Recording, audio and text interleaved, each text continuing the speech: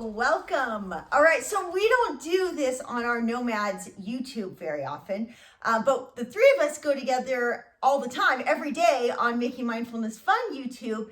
And so we thought we would share some stories over here in case you're not following us. You should be subscribed to us on both channels. But if you're not subscribed yet to Making Mindfulness Fun, we thought we'd come over here to Nomads and share with you some of our adventures from the last 2 weeks and kind of some insight into why we travel the way we do, because we really do travel kind of weird. In fact, I don't know anybody who travels with their family in search of like literally flow state. Like when we were living in San Diego, we lived there because we could go surf most days. And then when we couldn't live in San Diego anymore, we kind of found ourselves in this spot of like, oh man, where's our flow state? Where are we finding that purpose and pushing ourselves in growth? And so today we're going to share about what our last experience. This last week we went rock climbing at City of Rocks, and it's been a really, don't you think it's been a cool year? Oh, definitely, for sure. And I was going to say, I don't know if I'm going too off topic too quick saying this, but not only do we travel weird because, you know, the whole flow state thing, that's weird enough, but we drove all the way to Utah, and then you said, you know what, why don't we just hop over to Wyoming and just make a 180 turn in the other direction. So that's not weird. No, in fact, because we left Polson, we had to drop Victor off. Where did we drop him? Salt Lake City. Oh yeah, we dropped him in Salt Lake, and we were kind of like, we're always chasing the weather. We're like looking and like, oh, St. George, well, it's bad weather tomorrow. It was bad weather everywhere that next day, but Capitol Reef doesn't look like it's going to be too bad, so that's why we ended up in Capitol Reef. Yeah, and then what did we do in Capitol Reef? We did a hike. That was really pretty. It was nice. You saw our last. That was our last video, I think, that we published, right? Yep. Yeah. There's a super cool reel on it too that we did on our Instagram. You should check it out. She did it awesome. And then after that, we went to. Okay, so I think the reason we went to Capitol Reef is because we're like, okay, this is our best chance to go to Moab. We've always said we should just go to Moab. It's like everyone loves Moab. We should just do it. We should go for it. And we're like, well, Capitol Reef is on the way, and Moab's weather isn't good today, but tomorrow it will be, so we'll stop at Capitol Reef. And then we went to Moab, and we're like, let's go to Arches. Well, we've tried Moab so many times, and every single time we last a day. Not even a day most of the time, huh? Like half a day. hours. And we're like, yeah, I've had enough of Moab. We're weird. We're like one of the only people I think that doesn't love Moab. If you're one of those people, though, leave a comment below so you can join our tribe. Well, but that's why we actually have two YouTubes, because on this YouTube we can't leave comments. I know. So it's leave a bummer. A spiritual ascension. Just give us a download from the universe. I can telepathically. So we're like, finally, I'm like, I just need to go to Moab one more time. I got to give it another chance. And so we go, and we had driven a lot already. We had driven from Polson to Salt Lake to Capitol Reef. We were kind of tired when we finally pulled into Moab. And we started with rock climbing because I really want to, quite honestly, between you and me, like I'm horrible at rock climbing, but Gabi's amazing. So I always want to, as a mom, like make sure I get Gabi's fill of flow state and get her fix in it. And so I was like, we got to climb first. We got to go do the climb, because if something happens, I'll feel so guilty. That mom guilt. If we have to leave Moab and she didn't get to climb. So we get there and you're kind of tired. And yes, I think I like overall didn't want to climb that day when we got there. But I was like, oh, we've talked so long about going to Moab. And on the other hand, I was like, I never know when mom's going to just pull the trigger and say, oh, we'll just leave today. I was like, I just got to try it just to know, because we always talk about Potash Road. Like, Potash Road is supposed to be such good climbing. And we did one route, and I was like, no, I do not like this at all. Like, zero. It was way sandbagged. It was totally sandbagged. So one, it's sandstone, but I don't think all sandstone is sandbagged, although I'm pretty sure that's where the name comes from, I realize now. And it was supposed to be a 510A, and the first bolt, thankfully the people next to us had a stick clip, because the first bolt was probably like 20 to 30 feet off the ground. Yeah. Really. And it wasn't even an easy move to get up there. It was really, really hard. So we got the stick clip up. And then getting past it, I couldn't get past the first bolt. I tried a couple times. It was the gnarliest climb we've ever done. We were on tiny little 1 millimeter fingertip hold, and then on top of that, you can get by on that usually if you've got good feet or sticky rock. And I guess some people can trust sandstone better, but I'm not there yet. So let me give a real quick overview in case you don't know anything about rock climbing and you think, oh my goodness, it's so dangerous. Robyn, why do you let your daughters do this? I can't believe it. Big thing with rock climbing is we do only sport rock climbing. So there's always bolts in the wall. And some of the bolts typically are about a body length apart. Okay, if you're really tall, they're within a body length head to toe. If you're a bit on the shorter side, it might be a really big reach, but you get up to a bolt, you clip in, you have your harness, you have a belayer, so you're safe when you're at your bolt. You are not fully safe when you climb above that. You have the risk of falling. You only fall pretty much twice the distance of your rope. So if I go up 5 feet above my bolt and then I fall 10 feet plus a little bit of a stretch. So I might fall 12. If my belayer's not paying attention, I might fall 15 feet. Well, for the most part, that's not a big fall and you get comfortable. But all of a sudden you get a run out. Let's say the bolts end up being 10 feet apart.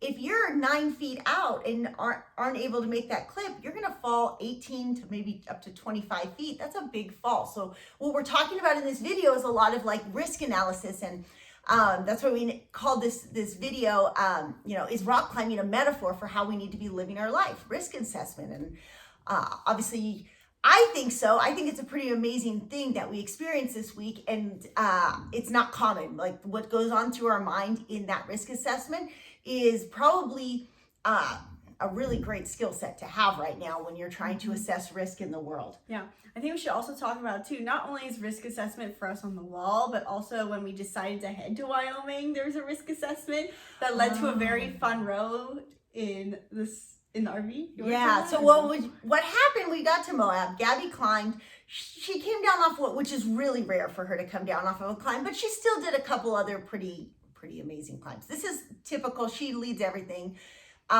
We don't. We're lazy, right? We're supportive. And we're just not, we don't quite have the same skill set. We do lead some stuff, but we just don't lead the hard stuff she likes to. And Gabi did a couple, and usually what happens is Isabelle and I are on the wall top roping it after. We're like, I don't know how you did this. I can't believe you did this. Right. What even? I'm on top. So once Gabi puts all the ropes up, then we just tie in the rope. We don't have a risk of falling. Now, on this trip, Isabelle and I did make big steps towards leading more things, so that was cool. But that's not what we're talking about. Well, we can, but not yet. We're in Moab. Gotta go in order. We go to Potash Road, and then this is the morning. We get there like 10 in the morning. We climb for a couple hours. Gabi's like, okay, I've had enough. This is just not that fun. So we go, let's run into Arches real quick, and we haven't done a hike in Arches for a while, and so we get there. It's 4:35 p.m. About that time, yeah. It takes a long time to get all the way to the hikes in the back, but we end up we scored a great hike. Don't you think? I don't even know what we did. Double O arch. Yeah, double O arch. That's it. It was fun because it's like a very popular hike to Landscape Arch, but then you just keep going and they make it sound scary. Like you have to find trail navigation and it's off trail and it's scary. It's not a hard hike. They have to say that because it's a national park and you get those people who have never hiked in their life before at national park. I mean, maybe don't take your 2-year-old, but it wasn't that bad. It was actually really, really, really, really windy, and Tati's so scared and nervous about everything. And we were walking a ridge, 5 feet wide? Maybe wider? 10. Would it be my body length? Yeah, more than our body length. I don't know about that, but it was wide enough. You really weren't gonna fall, but like the wind made you feel like you were gonna fall because it was. That was a really cool trip. Really. Yeah. So we're walking back, and if you follow us, which you will, on Making Mindfulness Fun, we talk a lot about personality types. And one of the things we talk about Enneagram, we talk about the chakras, and we talk about Myers-Briggs. And one of those things is how you process information, TI, TI, you put things into boxes. TE, you're looking at more organization of like, what's the best efficiency? Well, that's why we travel like that, because I'm very TE driven. So I'm constantly like weighing things out. It makes me kind of an over planner, like, should we go? I'll have like 3 different road trips planned in my head at any given moment. And we're walking back on that hike, and we were supposed to spend another day and go to Canyonlands, and then we were going to go maybe to St. George. But we've done St. George so much. It was great, but I didn't want to go back yet. And I sit there, I'm like, you guys, I know we drove a lot, but can we go to Lander, Wyoming? Yeah. And then What was funny is we were actually supposed to go to Lander first, because that's where we really wanted to go.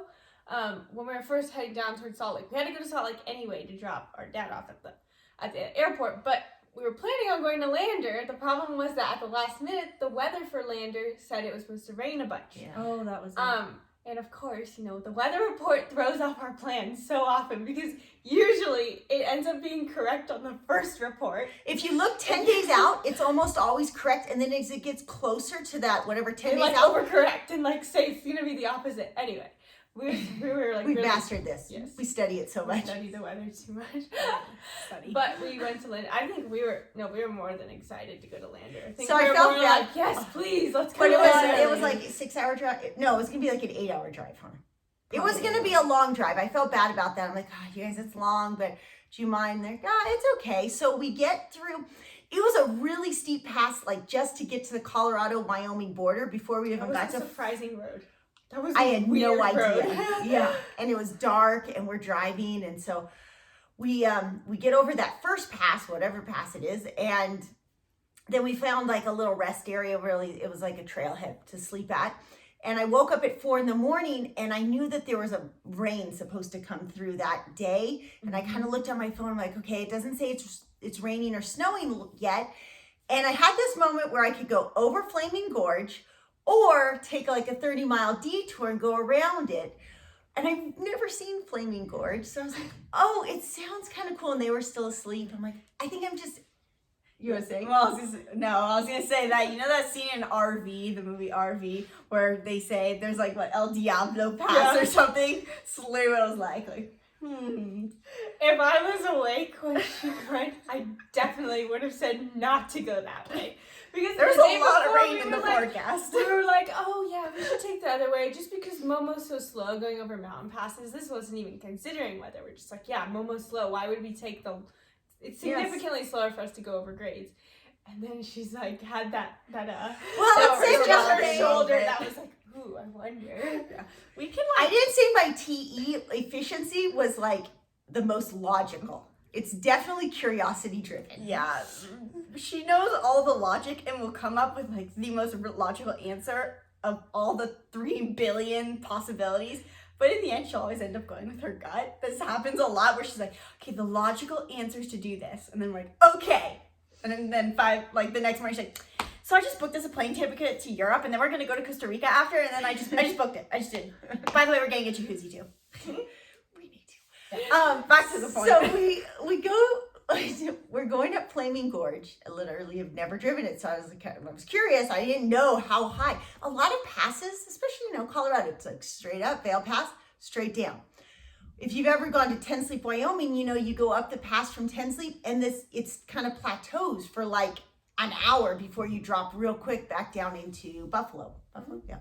And this was kind of the same thing, but I didn't know. So as I'm climbing, it's like, oh, snow flurries. It's kind of cute. Oh, look, it's kind of white on the side, you guys. Isn't this nice? And then all of a sudden you're just like still climbing and just so much snow on the road. We were climbing for like 1 to 2 hours. It was so long. It was so long. And then we got to the point where you get to the top and we're driving through snow. We don't have chains. Through it. We've never bought chains for Momo. We probably should. If you guys Yes. follow us on Instagram, you can see the behind the scenes of what the road actually looked like. It was gnarly. And then the good thing, though, is when we were in Capitol Reef, we like to travel with very little water in the holding tank so that we stay more fuel efficient because it probably saves us a whole half a mile. Yeah, it probably doesn't do much, but we were trying to do an efficient thing. But at that point, I knew that when you're in Moab and that whole area around there, there's tons of free camping, but sometimes it's hard to find water and to dump and fill and stuff like that. So I had preemptively filled our water tank halfway. I think that made all the difference. When we went over and driving in the snow, we had so much weight on those dually tires because that's where our water Like tank it held is. us into the snow rather We're than saying it was a sliding good- around. Yeah, like if we had our truck, I would have been sliding so much, but it was like way down. So as crazy as it was crazy, but it felt it. I'm used to driving that thing. It felt fine. I didn't really have to And it was worry beautiful too for much. the It really most was. part. There's a super cool bridge at one point that we Where drove the dam is, over. yeah. Yeah, that was cool. So, first Okay, interaction yeah. of curiosity. Then, So let's talk real quick about climbing in Lander because Gabi, Oh, I love Lander too. Lander's the best. Like, of all the places, I feel like if I had to live somewhere, I'd want to live in Lander. Yeah. Lander So nice has there. climbing year round, which is pretty incredible to think that. Lander's in the middle of Wyoming, and Wyoming is home of harsh weather, harsh winds. So it's kind of hard to believe that it's one of the best places in the world to climb in the wintertime. And it's because in Lander, you have two big climbing areas. You got a lot of little ones too, but you've got Wild Iris, which is up on South Pass, and it's probably 2, if not 3,000 feet above Lander. And you can't climb there until June. In fact, I think one time we went there like I think if you see another 2nd or yeah. something, and it was snowing on June Was 2nd it up even? there. yeah. It was it the end of June? I don't know. The You have end- to maybe look. it was but that beginning of it July. might have been. It might have been. Crazy. But Sinks, on the other hand, it's not much lower, but it's in this exposed, super sunny canyon. So you can climb there in the wintertime. Even if it's cold in town, the sun it keeps the rock relatively warm. Yeah, because And it's a so- canyon, but you still have to climb up into the canyon. But Yeah. it's not nearly as high as Wild Iris. It's really crazy that it does, because logically it doesn't make any sense. Anyways, spring is probably the best time to climb in Sinks Canyon because it's warm, but there's not that much bad weather. We scored absolutely perfect weather, and the rock at Sinks Canyon is dolomite limestone, which is like our favorite type of rock. It's It doesn't real massive. And the bolting is really Yes, safe. they It's have well like protected. super good, like they have rules on if you're developing new routes that the bolts have to be tightly bolted and they can't have too high of first bolts, which is super sketchy in some areas like City of Rocks, which we'll talk about. Yeah. But it overall it's just In fact, so I'm easy to doing. climb there. Just gonna say, I actually took a fall in Sinks. It was pretty exciting. I don't usually Face the allow fears. myself to do that. She but- used to be the rope gun who would like climb everything, and I wasn't really into climbing for a while. And then she took some pretty gnarly falls in Europe, and then she was like scared to fall after that. Yeah, and it's amazing because I like to support Gabi's as a type 3. Like I said, we talk about this on Making Mindfulness Fun. As a type 3, you want to be the achiever, so it's just naturally been, whereas I'm the challenger. I used to challenge myself, but now because I'll like defer to, well, I want her to have this achievement, and now the gap's grown so much that I'm like, well, why would you have me lead something? I can't even lead anything that's going to be fun for you. So it was something that for the last couple years, I kind of let that slide and I didn't push myself. And then I've been doing her Flow State Warriors course and getting in the right mindset. And I don't know, on this trip, I just woke up and finally I was like, you know what? I'm tired of being scared of climbing. I'm just going to climb and like take some falls, and I don't have to. Another thing, when you rock climb, if you get good, your ego wants you to do special things like send it.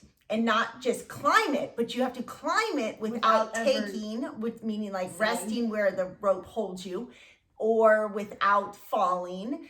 And so that adds a whole another level. And then on top of that, on top of that, we have different types of sends, because it's not enough to just climb the route perfectly clean. There's different types of sends where you climb it clean, where you have an on-site where you know nothing about the route and you're the first person in your group to climb the route. Then you've got flash climbing, which you still send it, but it would be like if you're in a group and someone did it before you and tells you like, yeah, there's a good foothold right there, and like tells you the secret beta that you had to figure out yourself if you were the on-sider. And on top of it, you have the red point send, which is if you've been trying it multiple times and you've messed up, and then it's like your second or third attempt at it. So it's crazy. And so I had to let myself finally just be like, it's okay. I don't have to send it. I really don't care if I send it yet. Maybe eventually I will. But I needed to just engage like with step A.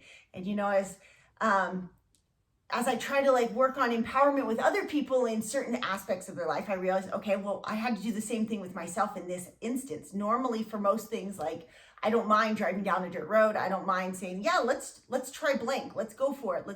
Let's see what happens. But in the climbing, it was really hard because the challenge was so big. I basically blocked it out of my mind because I'm like, well, if I can't send it clean, I shouldn't even try. And instead, I'm like, no, like, let me just go up 2 bolts. If I go up 2 bolts and then I hate it, I can come down.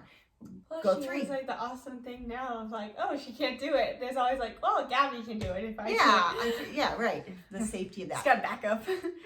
So we had an amazing time in Lander. And then from Lander, real quick highlight, we went to City of Rocks, but on the way we stopped at Bear Lake. If you've ever been to Bear I Lake. thought you were going to say Fossil Oh, Butte. yeah, it took me a Fossil Butte second. was disappointing, by the Oh, way. yeah.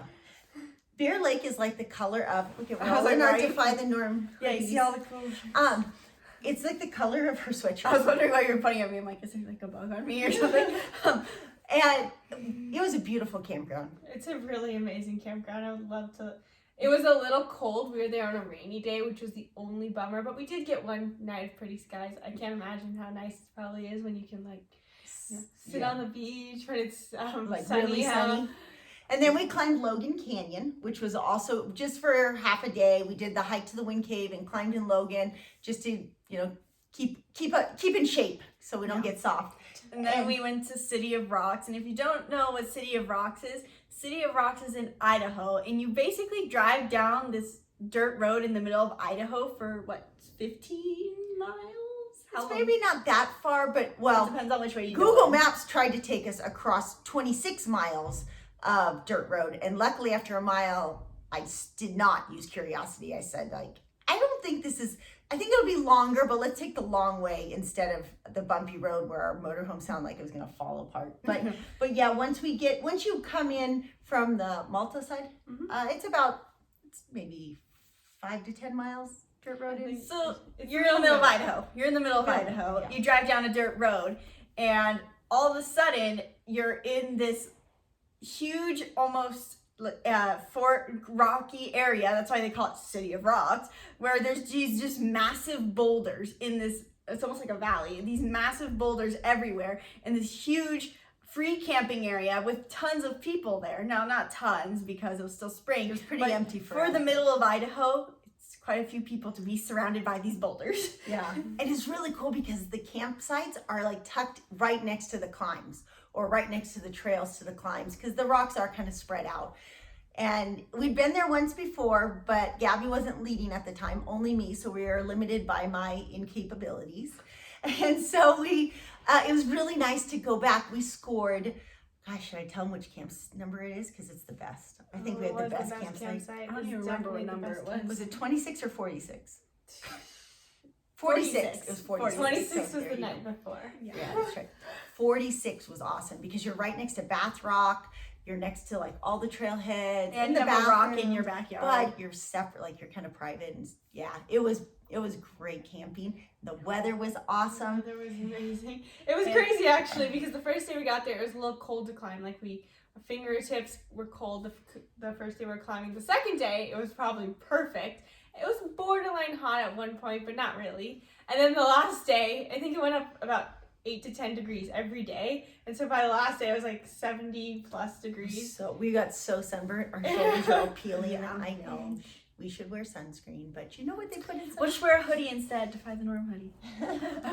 But it was amazing because City of Rocks has really good climbing, but they also have such a diversity in climbing that we can tell you about from our last day. Because the last day we decided to climb, what was it called? Tahitian Rock? Was that what that one was? That was the first day. That was the first day? And the last day was called... It's called, the last one had... Flaming Rock. We went to Flaming Rock, that's right. Yeah. And it's one of the more popular spots to climb. Mm-hmm. Yeah, and so we start off our day for climbing. We start off on this wall that's apparently a 10A. Now, in my opinion, the grading is just so that you aren't putting yourself in a situation where you will absolutely die. The grading really doesn't transfer over sometimes to different types of styles and different routes because we're doing this 10A and Gabi was like, comes off of it from leading. She's like, oh, that was hard. And I'm like, okay, Which sure. a 10A is not normally hard for her. And overall for our 3 days of climbing there, she had her heart set at normally anything in the 10 range. So real quick, then you go 5.5 all the way up to 5.15. Most of the time we're climbing like 5.8, 5.9 if it's Isabelle and I on lead. Gabi usually warms up on something in the 5.10. Once you get to 5.10, you have an A, a B, a C, and a D.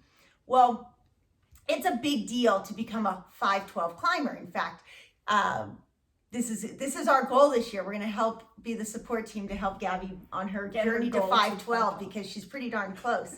But She's like, oh, you embarrass me.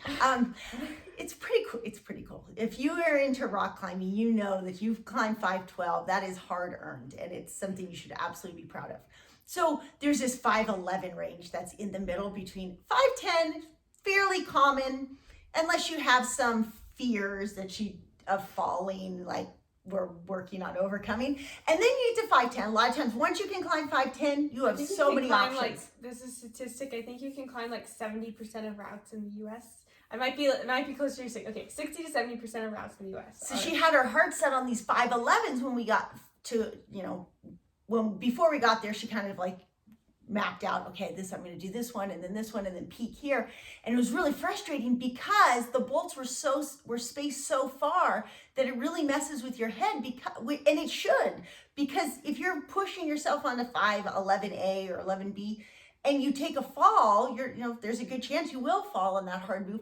You could get hurt. And so that's kind of what we want to talk about in this video. Like, risk assessment is so important, and how you absolutely should take the time to calculate it. And if it's a calculated risk that you shouldn't take, you got to be okay coming down or making an adjustment, or vice versa. If it's a calculated risk you should take, then you absolutely should take it. So we're on the first one. She does a 5A or a 510A. She's like, that was hard. It was weird because so the first route is what we call slab climbing, and slab climbing is where anytime you take a new climber out, they'll be surprised about how much that they want big holds for their hands. You don't realize until you actually get on the wall. You want big holds. And when you do a slab climb, it's the opposite. You have no holds, but your feet are really relatively sticky. And it's usually at a lower incline, so you can really press into your toes and smear. It's like being a ballerina. Yeah. Like and your toes. it's actually like one time we were climbing in Squamish. Funny story on the side. We were climbing in Squamish, and Squamish is also a lot of slab climbing, and a lot of times you'll end up getting slab climbing when it's trad climbing, because the trad climbs are in cracks, and then anytime when you typically have that, you often have like flat faces, and those flat faces are the sport vaulted routes, which are slab. But we were climbing there one time, and we're just climbing by ourselves. We were planning on top roping it. I think we did top rope. Did we top rope it? Or was it a lead? Yes, it was a top rope route. And we're just climbing there by ourselves. And some random guy just walks up to us, and he starts hanging out with us and starts coaching us and starts telling us, you gotta drop the heel on the slab. Yeah, and so now we have like a running joke, and he's having during slab when you're climbing, you're like, this is ridiculous. You're the person climbing, and you're like complaining and whining. Like, just drop your heel, bro. Just drop the heel. Drop the heel. Just drop the heel. So anyway, the first route. It's a trip, because you're like, you want to talk about, if you have any root chakra issues, you're probably not going to find yourself on a rock wall to begin with. But like, it's hard to trust that. We're lucky. We don't really have that root chakra hang up. It's more like, it's just gonna, like, you have to trust the foot, and then like you feel like if you slip, you're just gonna it's gonna hurt when you scrape your arm on the rock or anything. And I have really thin skin, but we climbed it out. Fortunately, that one was tightly bolted, so it compensated for if it was a run out, that would be scary because it had a lot of features. If I were to fall, but it wasn't. It was tightly bolted, so I could assess the risk. But then the properly. second one was the antithesis of that. Total antithesis. So the second route was all in the upper body. It was an overhanging route, but it was really, it had two different sections. So first of all, I think it was an 80-foot route, right? I think an so. 80-foot route with 6 bolts. And if you calculate that to the math, that is a pretty solid run out. That was probably at least 10-foot run outs between the bolts. And the first bolt was so hard to clip too. We have a stick clip where you like stretch it out to reach your first bolt, so that way you're protected on the first move. And I had to climb and extend the stick clip all the way up to get to it. And then we started climbing, and it was the craziest move I've ever seen on an outdoor climbing wall. I don't even know how you could explain it. I was like trying to figure it out. Like, you have to basically like touch the wall, and then there's no holds for you to grab, so you gotta like twist and then step your foot back, so you're like rotating. It's like a yoga pose, and then while you're smearing the wall, and it's like using Warrior your muscles. 2. It was like a smear stem. Yeah. Thing. Anyway, and so at the top, I got through the first 3 bolts pretty solid. The second bolt was scary, but it was okay. And then Do you want to say the top part because you said? Oh my you goodness! So then this? she's climbing, and it is juggy. Now we've done in City of Rocks. You either have slab or you have like these really juggy ones that happen to be. And if you've seen us, you know upper body stuff kind of plays to our strength. So she'd climbed a lot of them, but this rock was really sharp, and it was really.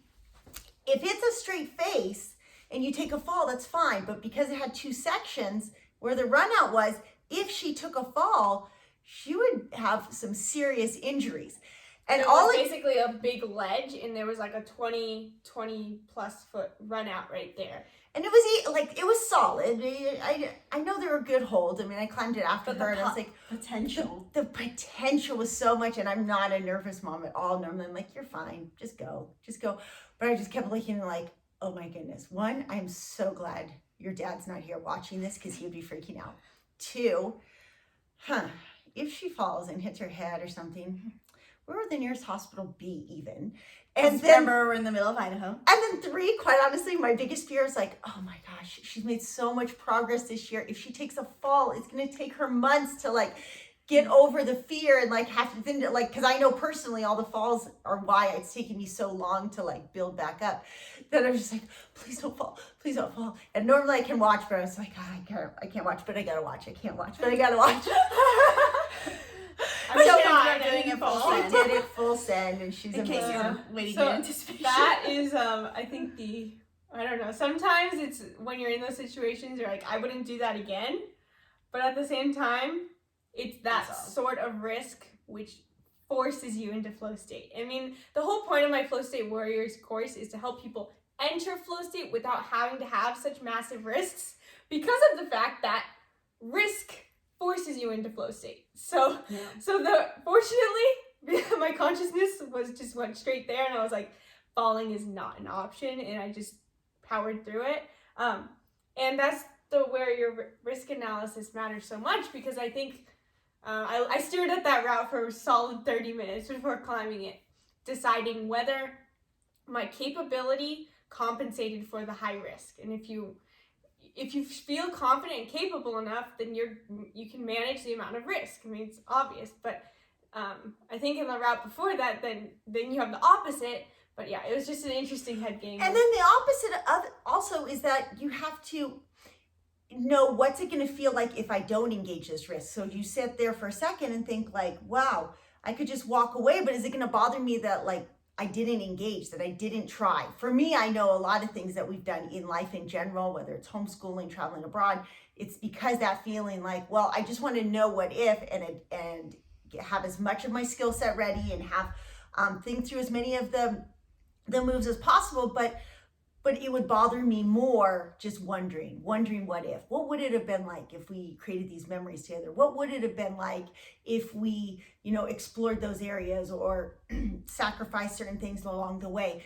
So it's kind of cool when she sits there and she'll analyze it, but also on top of it, you get to, you'll get to your bolt and you'll kind of shake out and then that's your time to reassess again. That's why you get to that bolt and be like, okay, is it safe for me to go to this next one? Like, you're not judging the entire route always at once. At one, you're going to sit there and like go A to B, B to C, C to D, and then think about it. And then as you're climbing, again, you're going to just sit through just that one section. I think in general, if climbing is a metaphor for life, a lot of times we're just looking too broadly. We're not looking at those small section that's right in front of us. I know for parenting and homeschooling, a lot of people struggle with like, oh, I don't want to send my kids to school. And they're thinking of the broad spectrum. Well, I can't teach algebra and my kid's 5 years old or something. And you're like, whoa. Like, can you read to them right now? Just start with step A, engage in that first step.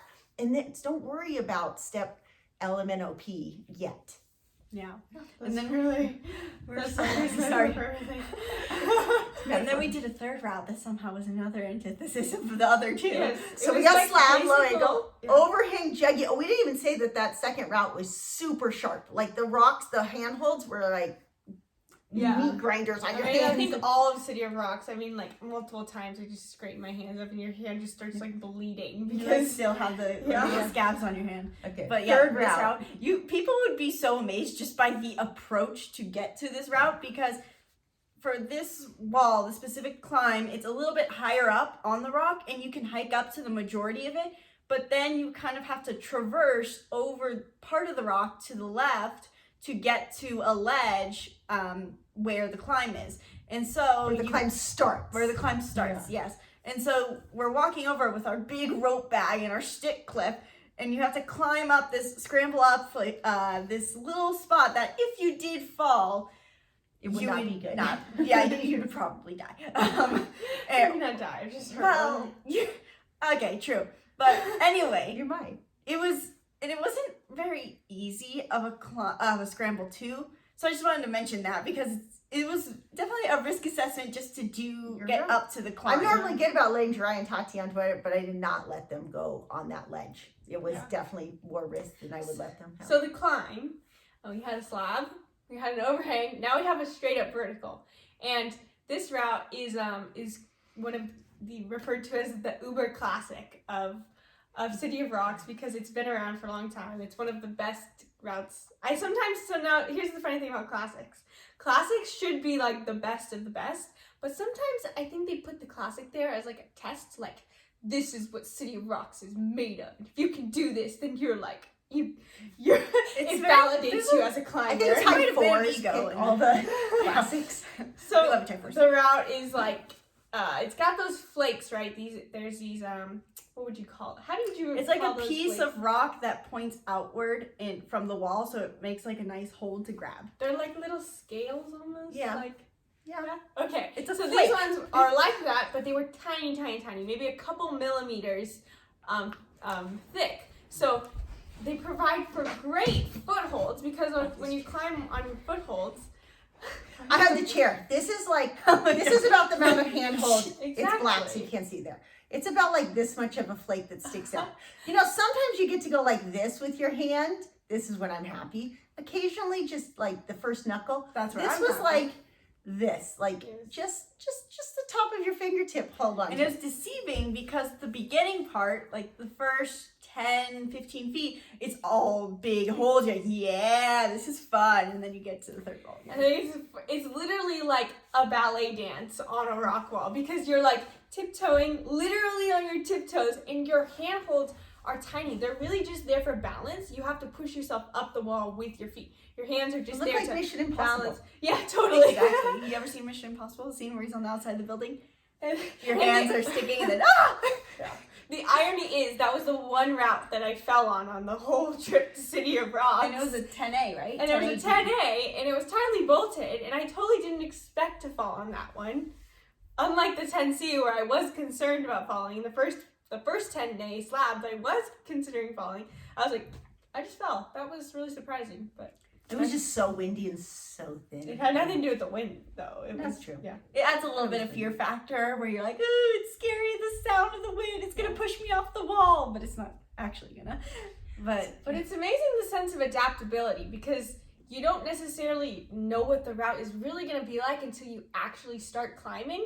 They were probably from the bottom of the routes, they're just 10As. That's what our grading system calls them. Yeah. 10C maybe for the second one.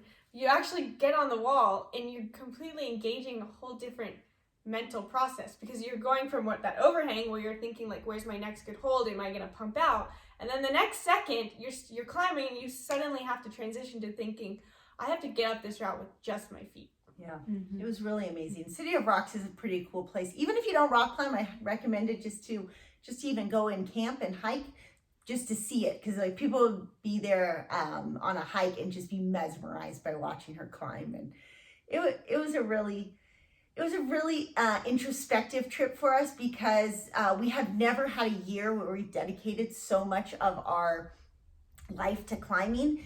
And climbing's a really cool thing with kids because like these guys will be happy climbing, and then I've got Jiraiya and Tati. Now they're getting older, but when they're young, it's most of the time it's a somewhat short approach. There's not like when we go to Sinks Canyon, Tati complained a little bit because it was hot and it was like a 10-minute hike uphill. But for the most part, you're hiking for 10 or 15 minutes, and then they get to sit down, bring them some snacks.